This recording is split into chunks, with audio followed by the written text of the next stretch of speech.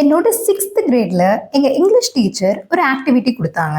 Half of the students blindfold பண்ணிக்கணும் and other half blindfolded பர்சன்ஸை guide பண்ணணும். But இவங்க டம்பா இருக்கணும், அதாவது ஊமையா இருக்கணும். This activity is for just half a day, but each and every second feels like an eternity. இந்த ஆக்டிவிட்டி எதுக்குன்னா to feel or realise the pain of blind and dumb persons.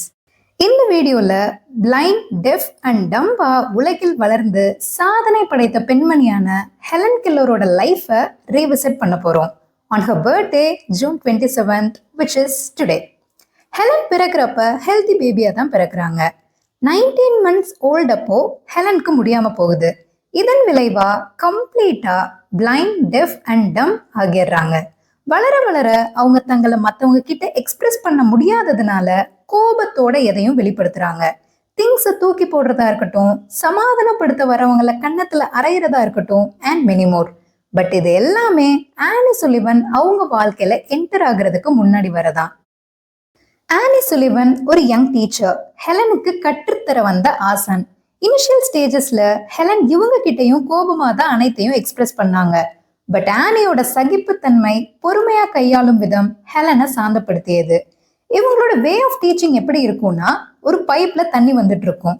அதை ஹெலனை ஒரு ஹேண்ட்ல டச் பண்ண வச்சு இன்னொரு ஹேண்ட்ல WATERன்னு ஸ்பெல் பண்ணி காமிப்பாங்க. இந்த மாதிரி டீச்சிங்னால Helen was so curious to learn. Then Helen braille கத்துக்கிட்டாங்க அண்ட் கொஞ்சம் கொஞ்சமா பேசவும் ஸ்டார்ட் பண்ணாங்க.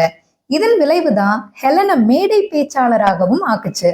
அண்ட் ஃபர்ஸ்ட் டெஃப் பிளைண்ட் பர்சனா காலேஜ் டிகிரி ஏர்ன் பண்ண பெருமையும் ஹெலன் கெல்லரையே சாரும். ஹெலன் கெல்லர் கல்வி பயின்றது மட்டும் இல்லாம பவர்ஃபுல் ஸ்பீக்கராகவும், ஆத்தராகவும், women's rights, world peace and disable people ரைட்ஸ்க்காகவும் ஃபைட் பண்ண ஆக்டிவிஸ்ட்.